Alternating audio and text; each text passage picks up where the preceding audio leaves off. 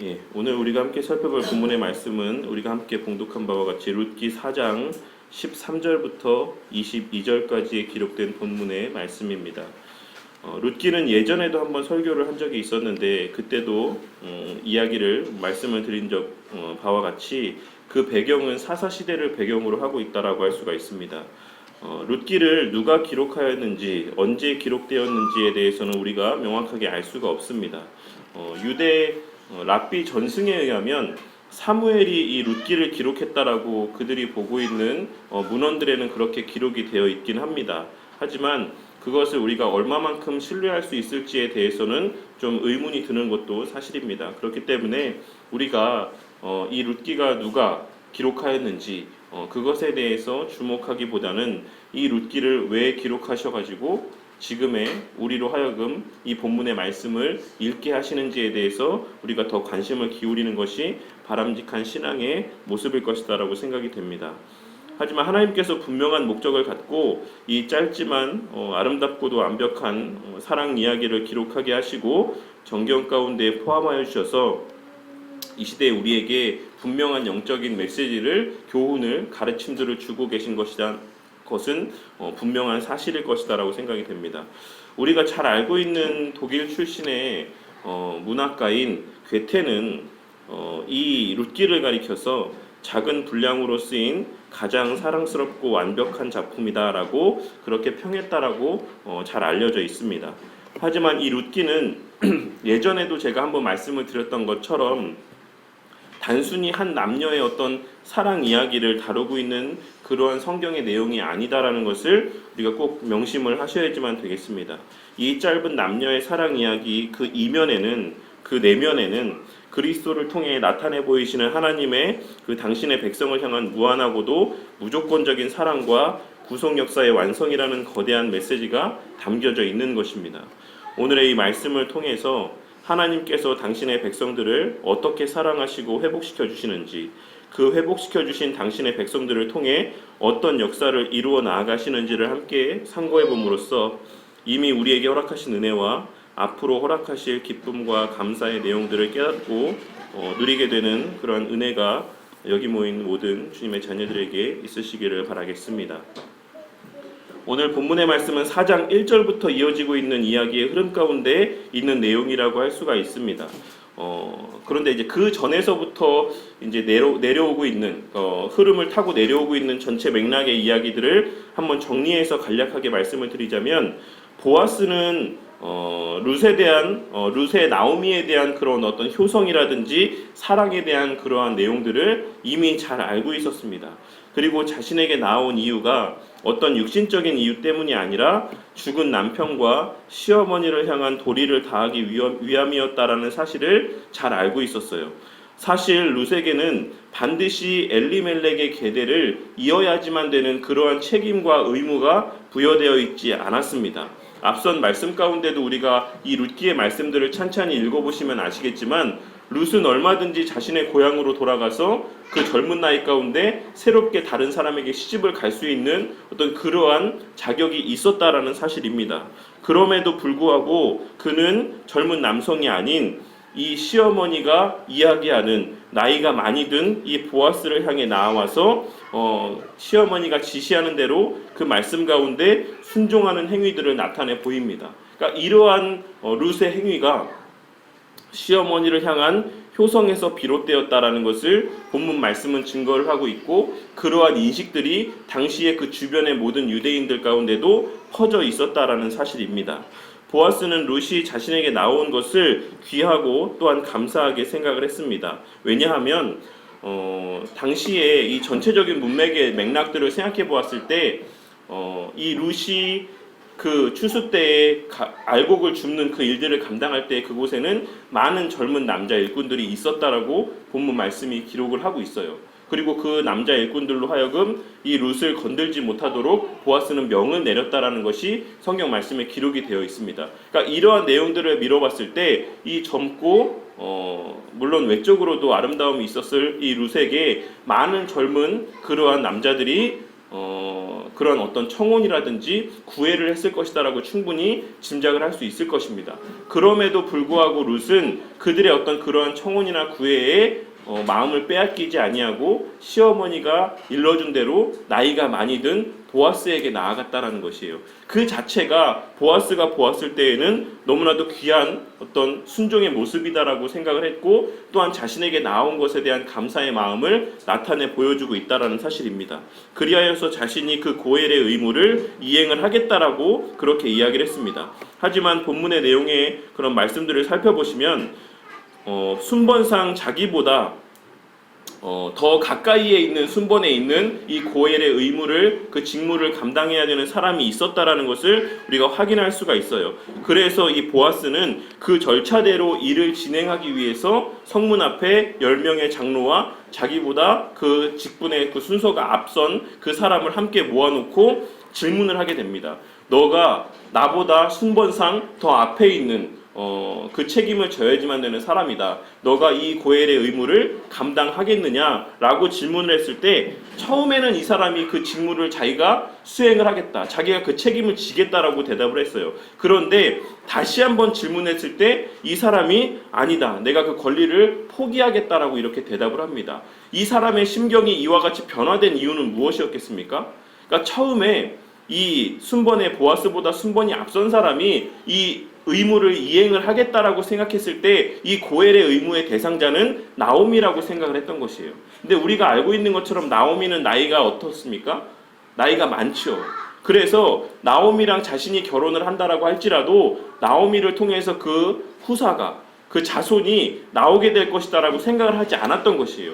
그렇게 되면 엘리멜렉 가문에게 주어져 있던 그 땅은 누구에게 주어지는 것입니까? 이 사람에게, 이 사람의 소유가 되는 것이에요. 그러니까 그런 생각을 갖고 처음에는 내가 나오미의 그 어떤 고엘의 의무를 다하겠다라고 대답을 했는데, 나중에 보아스의 말을 우리가 들어보면 아니다, 나오미가 아니고 룻을 너가 아내로 맞이하고 그를 통해서 후사를 얻어야지만 된다라고 이야기를 했을 때 그 사람이 내가 못하겠다라고 이야기한 거예요. 왜냐하면 룻은 젊었기 때문에 룻과 결혼을 하게 되면 그를 통해 분명히 자손이 생겨날 수밖에 없습니다. 그렇다라고 하면 엘리멜렉 가문의 그 땅이 자신과는 아무 상관이 없는 엘리멜렉 가문의 땅이 되는 것이에요. 그러니까 자기는 그만큼의 여력이 없었던 것입니다. 그래서 내가 나오미와 룻을 봉양할 수가 없을 것 같다라고 이야기를 하고 그 책임을 보아스에게 이제 물으게 됩니다. 그래서 그 자격을 포기하게 되었을 때에 보아스가 그렇다라고 하면 내가 룻을 아내로 맞이하겠다라고 이렇게 대답을 하게 되었다라는 사실입니다. 그러니까 본문에서 보아스보다 그 자격이 앞선 자의 등장과 그 내용에 대한 기술은 그 자격을 포기한 자에게 비난이 가게 하기 위한 의도가 아니라 보아스가 자신에게 아무 유익이 없는 이 의무를 이행하였다라는 사실을 부각시켜주기 위한 의도가 이 내용 가운데 담겨져 있다라고 할 수가 있습니다. 룻을 향해 가진 그 순수한 마음이 이 의무를 이행하게 된 동기였다라는 사실을 이 사실을 통해서 명백하게 증거해주고 있는 것이에요. 뒤에도 살펴보겠지만 보아스는 그리스도를 예표한다라고 우리가 잘 알고 있습니다. 그렇기 때문에 그리스도께서 우리를 사랑하여 주시고 대속하여 주시고 그 신부 삼아 주신 것은 어떤 유익을 위해서가 아니라 우리를 향해 나타내 보여주신 순수한 사랑이 발원이 되어서 우리를 향한 그 사랑의 행위들을, 의무들을 이행해 주셨다라는 어떤 그런 의미 또한도 이 내용들 가운데 담겨져 있다라고 할 수가 있습니다. 그렇게 보아스와 룻은 결혼을 하게 되었고 그 가정에 하나님께서는 자손의 복을 허락해 주심으로 그 대를 잇게 해주시는 은혜를 베풀어 주셨습니다. 그런데 그것뿐만이 아니라 그 뒤에 이어지는 그런 계대의 기록을 통해서도 확인할 수 있는 것처럼 결국에는 그리스도가 그 가문 가운데 태어나게 하심으로 말미암아서 그리스도의 족복 가운데 그 이름을 올리게 되는 복까지 허락하여 주셨다라는 것을 본문의 내용을 통해서 확인할 수가 있습니다. 14절 말씀에 보시면 이 아이의 이름이 이스라엘 중에 유명하게 되기를 원하노라 라고 하는 이 표현이나 15절 말씀에서 이는 내 생명의 회복자이며 내 노년의 봉양자라 라고 하는 이 표현은 룻을 통해 태어난 아이에게만 국한돼서 적용되는 문자적인 의미의 표현이 아니라 궁극적으로 그리스도를 예표하는 의미의 표현이라고 할 수가 있습니다. 룻을 통해 태어나게 하신 이 자녀를 통해 오실 예수 그리스도를 통해 참된 의미에서의 우리의 생명이 회복될 것이며 우리의 노년의 삶까지도 형통하게 하실 그 복의 근원이 예수 그리스도가 되어주실 것이다라고 하는 그런 의미가 이 말씀의 의미 가운데 담겨져 있다라는 것입니다. 그리고 그 예언의 말씀은 실제로 성취가 되었다라는 것이 18절에서부터 이어지는 다윗까지의 그런 계보의 말씀의 내용을 통해서 확증이 되어지고 있는 것입니다. 여기까지가 오늘의 본문 말씀이 담고 있는 전체 내용의 흐름이라고 할 수가 있어요. 그렇다라고 하면 약 3100여 년 전에 이 중동의 예루살렘이라고 하는 이 지역에서 있었던 이 남녀의 어떤 사랑의 이야기가 오늘 이 시대를 살아가고 있는 이 자리에 앉은 우리에게 주고 있는 그런 영적인 교훈과 메시지는 무엇이겠습니까? 첫째로는 우리의 구원과 거듭남이라는 것이 그리스도를 통해 성취가 되었고 지금도 되어가고 있는 전적인 하나님의 은혜다라고 하는 이 우리 신앙의 기본적인 진리를 이 사건을 통해서 확증해 주고 있는 것입니다. 3장에서부터 이어지는 내용을 쭉 살펴보면서 우리가 깨달을 수 있는 바와 같이 보아스와 룻이 한 가정을 이루게 됨에 있어 주도적인 역할을 감당한 것은 보아스였다라는 사실을 확인할 수가 있습니다. 보아스의 편에서 룻을 향한 선한 마음을 품고 모든 산적한 문제들을 해결하고 아내로 맞이해 준 것입니다. 우리 교회는 개혁주의 신앙과 신학이 가장 성경적이라고 믿고 고백을 하고 있는 교회입니다. 그러한 우리는 구원과 관계되어 있는 5가지의 큰 축을 중심으로 우리의 신앙을 고백을 하고 있습니다. 그것을 가리켜서 우리는 칼빈주의 5대교리라고 부르기도 하고 튤립교리라고 이야기를 하기도 합니다. 그 내용은 첫째로는 인간의 전적인 부패, 그리고 무조건적인 선택, 그리고 제한 속죄와 불가항력적인 은혜, 그리고 성도의 견인 혹은 궁극적인 구원이라고 불리는 이 5가지의 교리예요. 이것을 정리를 하자면 우리가 어느 한 부분에 있어서도 우리 구원에 관계할 수 있는 부분이 없는 전적으로 타락한 존재들이다라는 것을 고백을 하는 것이며 그러한 자들 가운데 무조건적인 하나님의 선택으로 말미암아 제한된 속죄의 은혜를 우리에게 불가항력적으로 부어주신다라는 것입니다. 그렇게 우리를 하나님 편에서 전적인 은혜로 절대 주권으로 구원해 주시고 그 구원하신 자들을 끝까지 주님께서 그 믿음을 잃지 않도록 견뎌낼 수 있도록 인내할 수 있도록 은혜를 주시고 힘과 지혜와 능력을 더하여 주신다. 그리하여서 끝까지 구원의 자리에까지 이르게 하신다 라고 하는 이 신앙의 고백이 우리가 구원에 대해서 믿고 있는 우리의 신앙의 내용이라고 할 수가 있습니다. 그런데 오늘 본문에 말씀해 보시면 그러한 내용들이 오늘 본문 말씀과 같은 이러한 내용들의 근거를 하고 있다는 것을 또한 우리가 확인을 할 수가 있습니다. 오늘 말씀에서의 보아스는 그리스도를 예표하는 인물이다라고 앞전에도 좀 전에 말씀을 드렸습니다. 하나님께서는 보아스를 통해 이방 여인이었던 룻을 그의 신부가 되게 하여 주심으로 또한 남편도 없고 자식도 없었던 그 형편 가운데 부유한 남편, 능력 있는 남편의 아내가 되게 하여 주셨다라는 것을 이 본문의 말씀을 통해서 우리가 확인할 수가 있습니다. 이것은 하나님에 대하여 이방인이었던 우리를 그리스도의 신부 삼아 주시는 하나님의 은혜에 대한 예표가 된다라는 것입니다. 또한 하나님을 알았지만 세상의 가치를 쫓아서 모압 땅으로 향했던 나오미에게도 그 모압 땅에서 남편도 잃고 자식도 모두 잃었던 그 나오미에게도 이 땅으로 돌아오게 되었을 때 예루살렘으로 돌아오게 하신 이후에 보아스를 통해서 그 계대가 끊어지지 아니하고 다시금 회복되게 하여 주시는 이 은혜를 통해서 하나님께서 당신의 택한 백성들을 결코 버리지 아니하시고 모른 척하지 아니하신다라는 어떤 그런 구원에 관한 메시지가 이 내용들 가운데 담겨져 있다라는 것입니다. 이 짧은 사건 안에는 우리가 신뢰하는 우리 구원과 관계된 신앙적 내용들이 포괄적으로 담겨져 있다라고 할 수가 있는 것입니다. 이를 통해서 우리는 아무 가치도 능력도 없는 우리에게 강권적으로 역사하시며 주권적으로 베풀어 주시는 하나님의 사랑과 은혜를 이 내용을 통해서 확인할 수가 있다라는 것입니다. 우리는 모두 룻과 같은 이방인이었으며 혹은 나오미와 같은 그 믿음을 저버렸던 자였을 수도 있습니다. 하지만 우리 하나님께서는 믿음이 없던 우리나 믿음에 파선한 우리나 그리스도의 신부가 되게 하여 주시는 은혜를 주권적으로 부어주신다라는 것이에요. 그리고 우리 구원에 관한 하나님의 절대 주권에 대한 신앙으로 인해 우리는 구원의 문제에 있어 교만하지 않을 수 있으며 구원의 문제에 있어 불안해하지 않을 수가 있는 것입니다. 오늘 말씀에서의 보아스를 통한 룻의 신분의 변화와 나오미의 회복의 모습은 우리에게 구원에 있어서의 하나님의 위와 같은 절대적인 주권의 은혜를 깨닫게 하여 주심으로 우리의 믿음의 확실성을 하나님 편에서 보증해 주시며 우리의 구원의 견고함을 확증해 주시는 그런 은혜들을 깨닫게 하여 주시는 그러한 의미를 제공해 주신다라는 것입니다. 둘째로는 그렇게 주권적으로 구원의 은혜를 허락하신 자에게는 또한 생명을 잉태케 하시는 필연적인 은혜를 부어 주신다라는 것을 이 말씀을 통해 우리에게 증거해 주고 계십니다.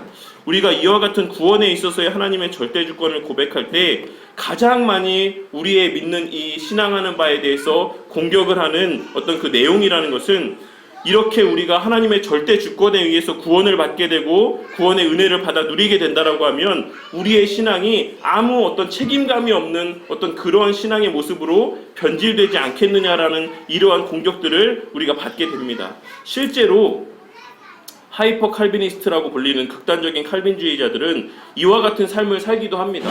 기도를 하지도 않고 전도를 하지도 않아요. 왜 그렇게 이야기를 하냐면 하나님께서 어차피 정해놓으신 대로 하나님의 절대 주권에 의해서 하나님의 택한 백성들이 구원을 받을 텐데 우리가 전도를 하고 기도를 하고 선한 행실들을 나타내 보이는 것이 무슨 의미가 있느냐라고 하는 어떤 그러한 모습들을, 잘못된 신앙의 모습들을 나타내 보일 수 있다라는 것입니다. 그리고 기독교 역사상 17세기 말에 있었던 경건주의 운동도 그와 같은 잘못된 신앙의 행태를 나타내 보인 자들로 인해서 그에 대한 반동으로 나타난 운동이라는 것을 우리가 기독교 역사를 통해서 확인할 수가 있습니다.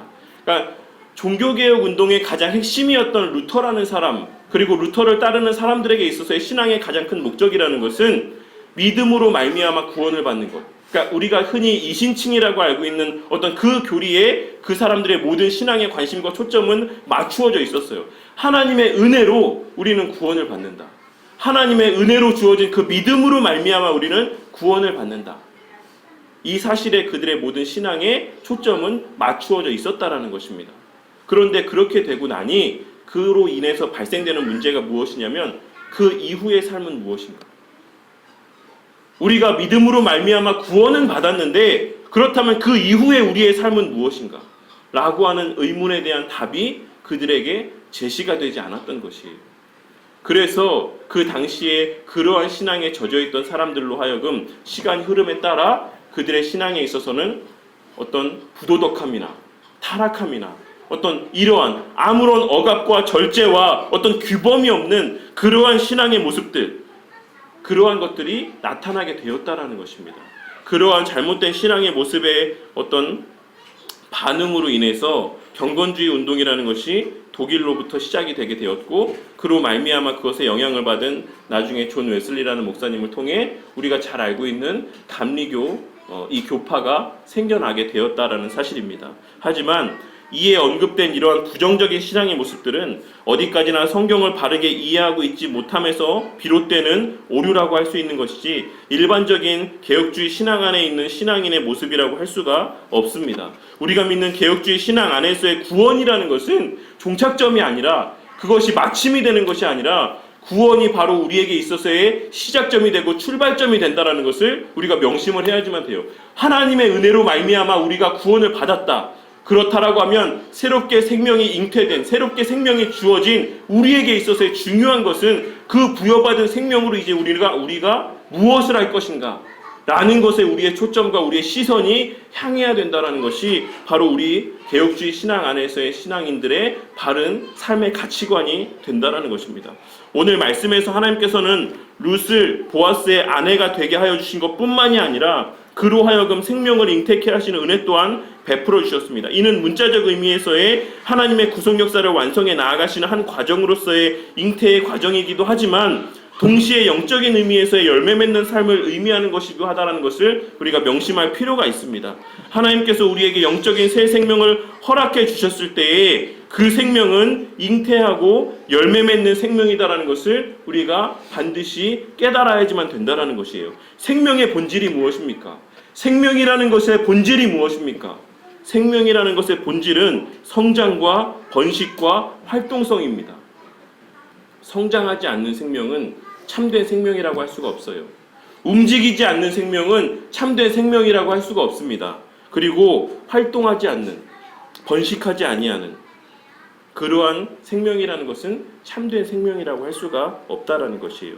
우리 안에 참된 생명의 근원 되시는 성령 하나님께서 내주하시는 것이 확실하다라고 한다면 우리에게는 그러한 영적인 생명의 표징이라고 할 수 있는 신앙의 성숙함과 성장이, 역동성 있는 신앙의 행함의 모습이 나타날 수밖에 없는 것이고, 그것은 또 다른 생명의 잉태로 이어질 수밖에 없다라는 것이에요. 그것은 우리가 행함을 통해서 나타내 보이는 것이 아니라 오늘 말씀에서 룻에게 하나님 편에서 생명을 허락하셨던 것처럼 참된 생명을 주신 자에게 또한 하나님께서 필연적으로 맺게 하시는 영적인 은혜의 결과라는 것을 우리가 깨달아야지만 된다라는 것입니다.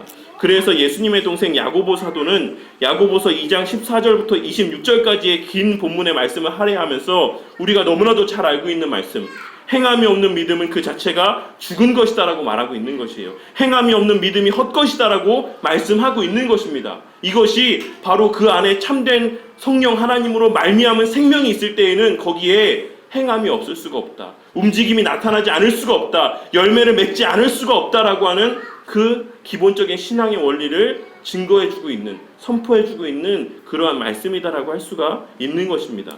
우리의 거듭난 생명이 성령 하나님의 은혜와 역사로 말미암은 것이 확실하다라고 한다면 그 생명은 날마다 말씀 가운데 자라갈 수밖에 없을 것이며 하나님의 영광을 위한 목적을 위해 쉼 없이 역동적으로 움직일 수밖에 없을 것입니다. 그리고 그 역동적인 신앙의 움직임들은 다른 생명을 잉태케 하고 주의 몸된 교회를 세워가며 하나님의 구속 역사를 완성해 나아가는 결과로 이어지게 된다라는 것입니다. 그것이 룻과 나오미를 통해서 증거하고 계시는 신앙의 기본적 원리이자 구속 역사의 원리라는 것을 우리가 반드시 깨달아야지만 될 것입니다.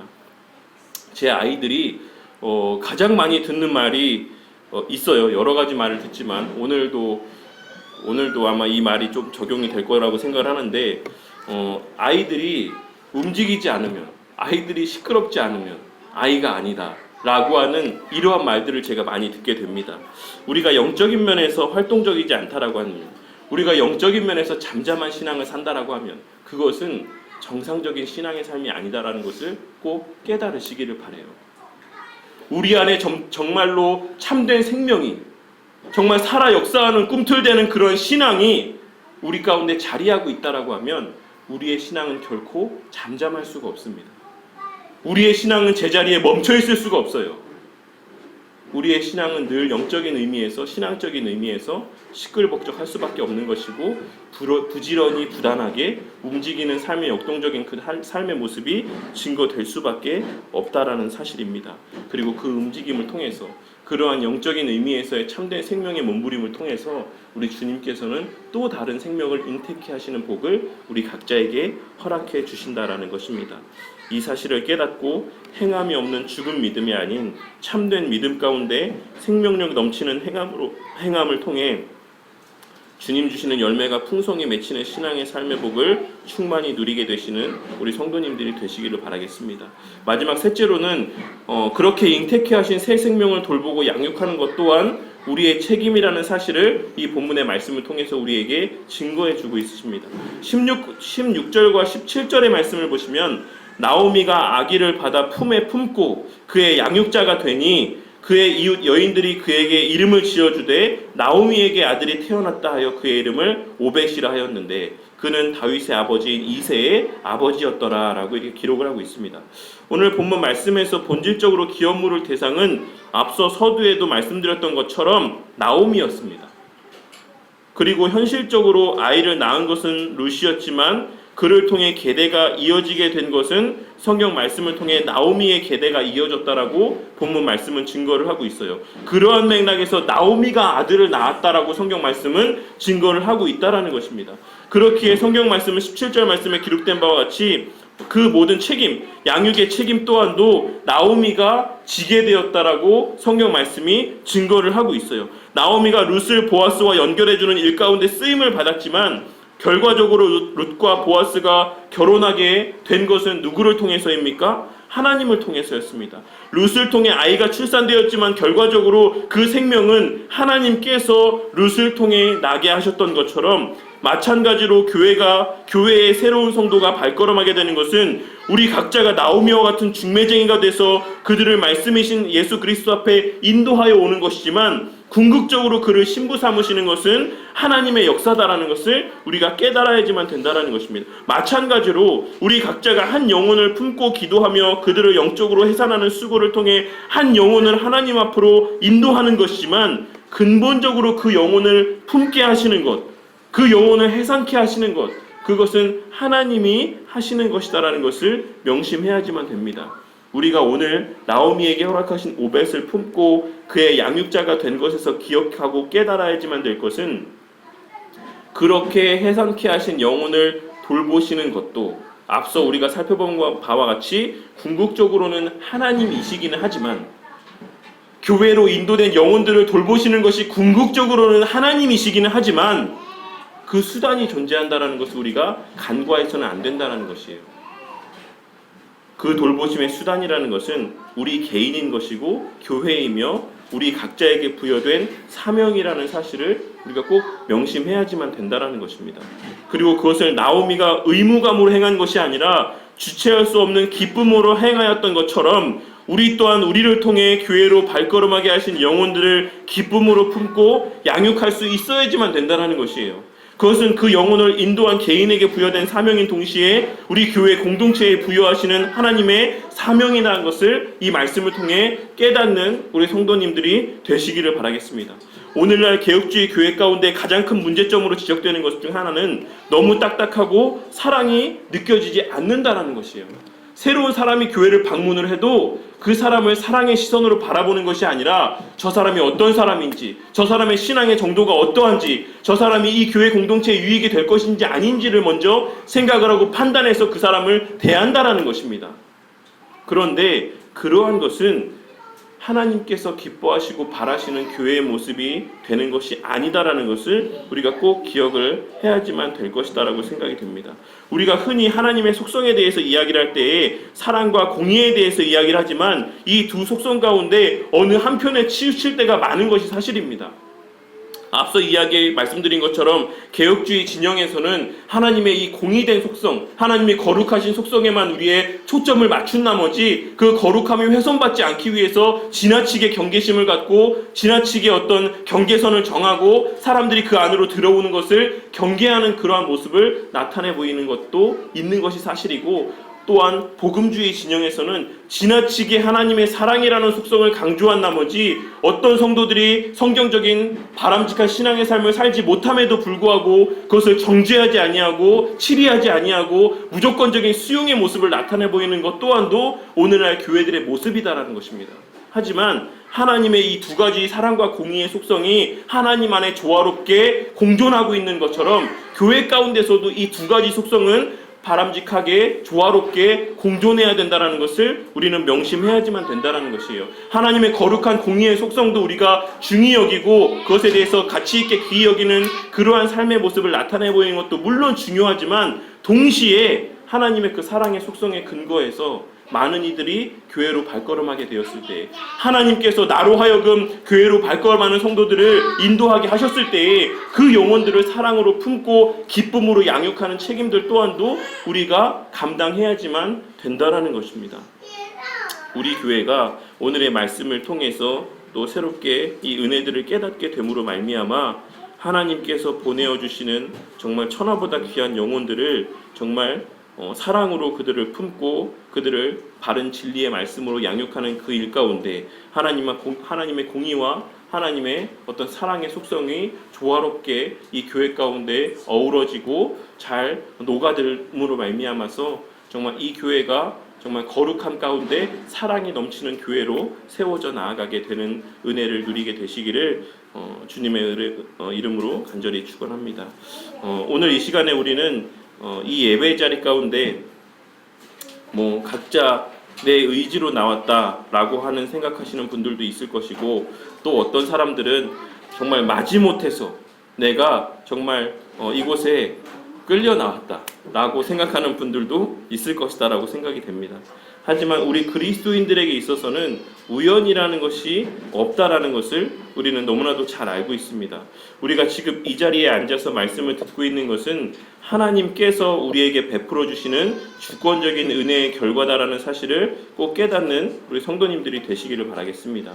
그리고 그러한 은혜를 베풀어 주시는 이유는 우리를 하나님의 거룩한 신부가 되는 특권을 누리게 하기 위하심이라는 사실을 믿어 의심치 마시기를 바라겠습니다.